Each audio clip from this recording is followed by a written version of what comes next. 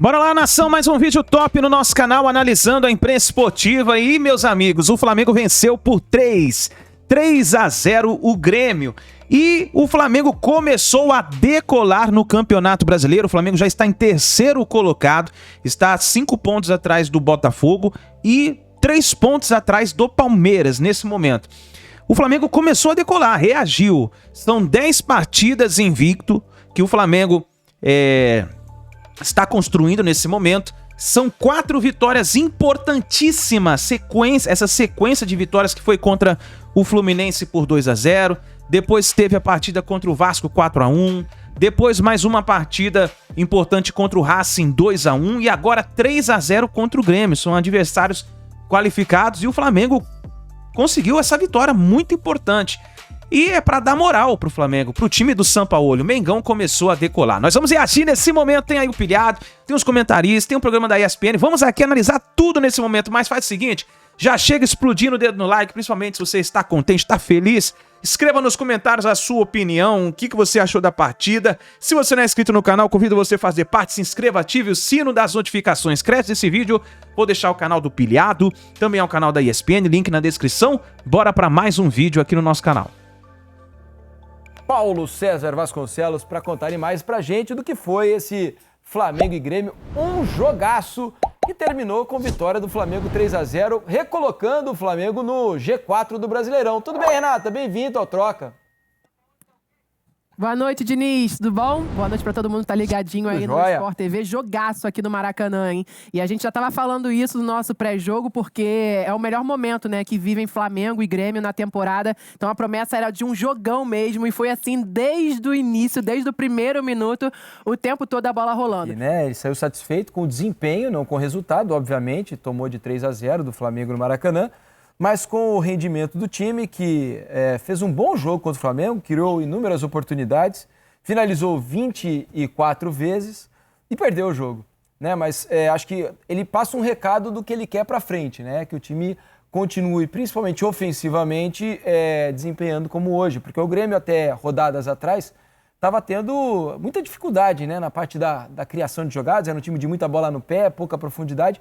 Mas nesses últimos jogos tem melhorado nesse aspecto também, né, Pedro? Sim, e essa parada de 10 dias, assim, ela vai ser muito diferente para cada time. Vai ter time que vai parar 10 dias para treinar e não vai acontecer nada, vai voltar do mesmo jeito.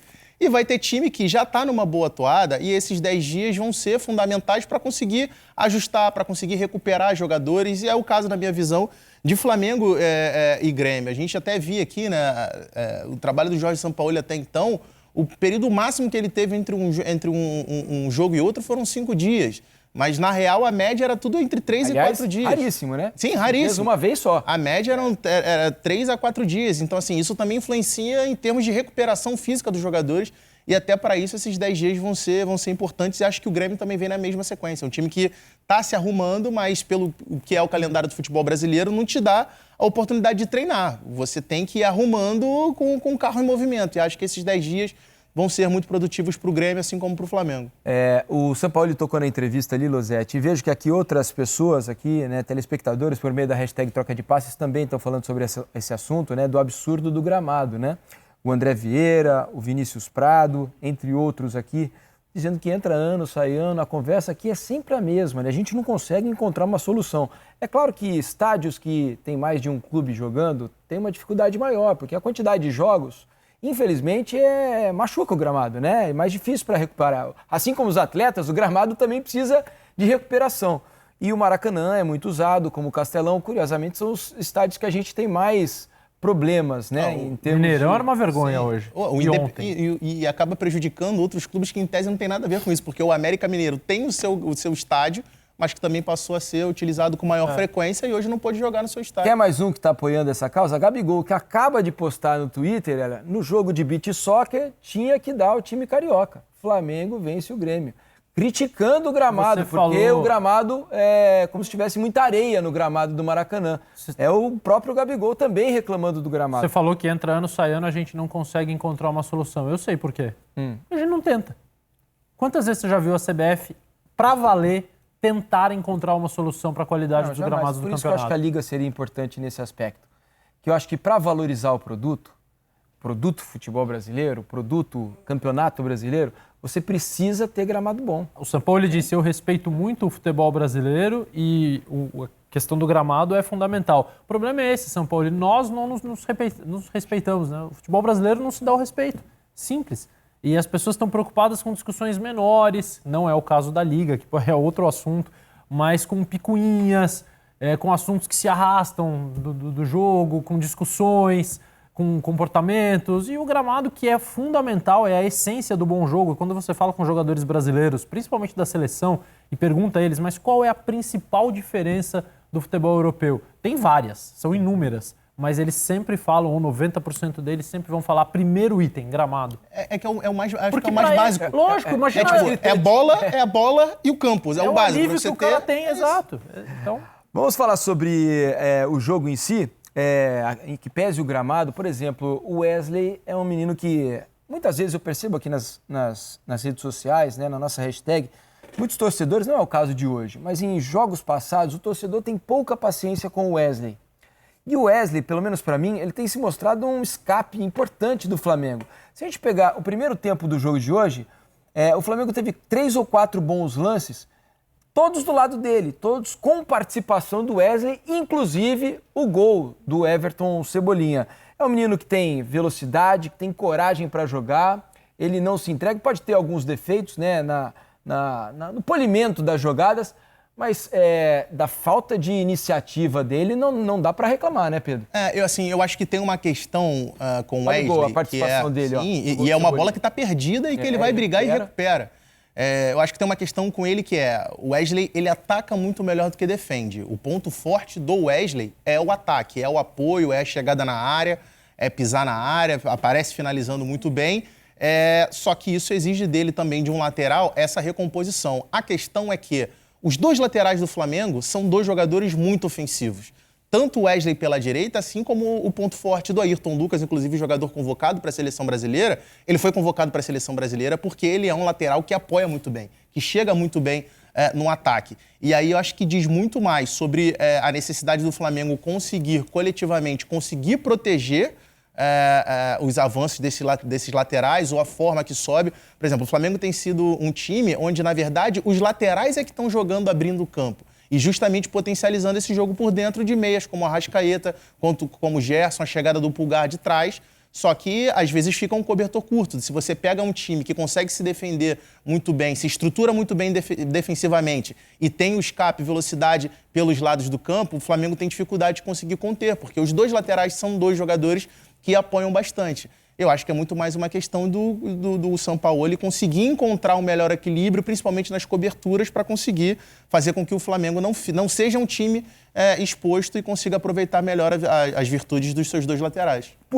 Por isso também que ele tem usado em muitos jogos 3 zagueiros, né? A gente falava, hoje ele entrou com 3 zagueiros, mas o Léo Pereira foi praticamente um lateral esquerdo. Você já tinha dito esquerdo. Isso. Exatamente. O Paulo Nunes também identificou da mesma maneira, né? Ele foi ali para dar liberdade para o Everton Cebolinha jogar mais aberto por aquele setor. E ele, em muitos jogos, né, ele tem usado os 3 zagueiros para tentar dar uma proteção e uma liberdade maior para os dois laterais. E nessa questão de encontrar o encaixe, pergunto para vocês, porque vejo cada vez mais raros esses momentos. Você acha que na cabeça do Sampaoli, assim como na cabeça do Vitor Pereira, tá difícil de encaixar Pedro e Gabigol juntos?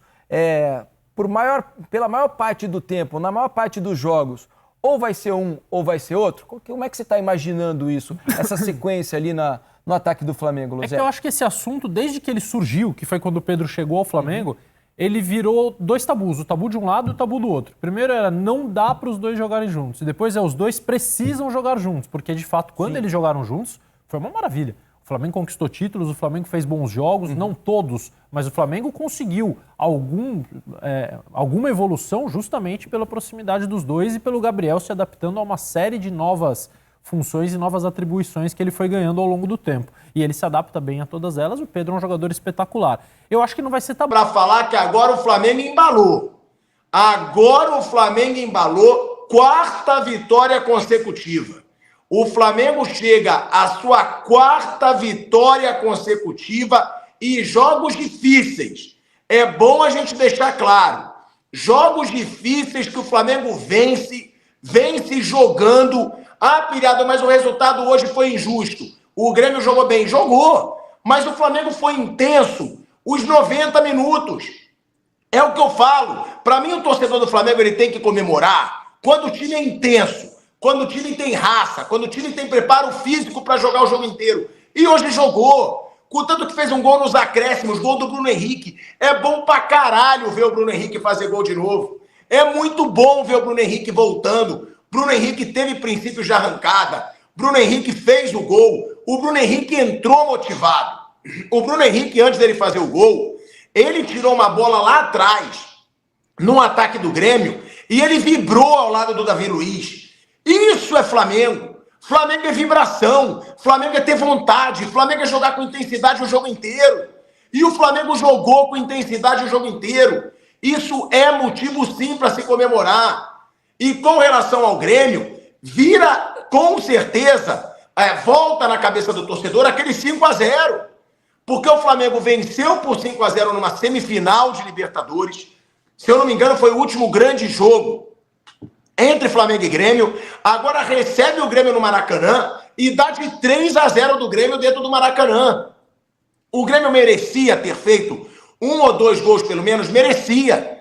O Grêmio jogou bem, mas o Flamengo embala. Só o fato desse Flamengo embalar, só o fato desse Flamengo jogar com vontade, jogar com disciplina, jogar com raça, já é o suficiente para o torcedor rubro-negro. Eu acho que o torcedor rubro-negro, ele estava puto no começo da temporada, mais pela forma como o Flamengo jogava do que pelas derrotas do Flamengo. Era um Flamengo apático. Era um Flamengo sem brilho, sem sangue nos olhos. E hoje é um Flamengo com tesão de jogar futebol. É um Flamengo que quer ganhar. É um Flamengo que voltou a ter motivação. Eu sempre dizia, sem essa lorota de me dizer que caiu a motivação porque já ganhou tudo. Jogadores do Flamengo ganham mais de 1 milhão por mês, porra. Isso tem que ser motivação. Os caras estão ganhando uma fortuna para sustentar a família. Os caras têm a maior torcida do Brasil do lado deles. 45 milhões de torcedores. Os caras têm uma torcida que lota o Maracanã a cada jogo. De novo, a porra do Maracanã lotado hoje. É impressionante o que faz a torcida do Flamengo. Essa torcida merece esse tesão do Flamengo para jogar bola todo jogo. Porque o Flamengo foi intenso o jogo inteiro. O Flamengo quis jogar o jogo inteiro. Até por isso abriu espaço para o Grêmio. Em muitas situações, mas atacou, criou chance, mostrou raça, mostrou sangue nos olhos. Uma torcida com 45 milhões de pessoas, que lota o Maracanã todo jogo, que bota mais de 60 mil pessoas todo jogo, é isso que ela merece assistir. Ela merece assistir um Flamengo que queira jogar futebol. Um Flamengo com tesão, um Flamengo com sangue nos olhos, um Flamengo com brio, um Flamengo com vergonha de perder. E esse Flamengo de hoje orgulhou o torcedor. Foi jogo duro. O Grêmio não merecia ter perdido de 3-0, não. Mas o Flamengo venceu. E o Flamengo embalou. Porque o jogo contra o Racing foi horroroso. Eu estava, inclusive, no Maracanã. O jogo contra o Racing foi horroroso. Horroroso. Mas venceu. E vence a sua 4ª partida consecutiva, seu 4º jogo difícil consecutivo. Porque o Flamengo, se você for lembrar, vence o Fluminense, elimina o Fluminense da Copa do Brasil. Vence o Vasco, uma goleada contra um dos seus grandes rivais, 4-1. Vence o Racing, garantindo a classificação para a próxima fase da Libertadores. E agora vence o Grêmio por 3-0. É foda vencer um Grêmio por 3-0. É difícil pra caralho você fazer 3 gols nesse Grêmio. E o Flamengo fez. E o Flamengo fez jogando. É de dar orgulho que esse Flamengo fez. Então tá aí, nação, essas foram as informações do Mengão. Tá aí o Pilhado falando, comentando sobre a vitória do Mengão. Falou boas palavras aí sobre a sequência de vitórias que o Mengão está fazendo. 10 partidas invictos, 4 vitórias consecutivas seguidas. O Mengão começou a decolar, hein? Deixa sua opinião nos comentários, deixa o like, se inscreva no canal e a gente se vê no próximo vídeo.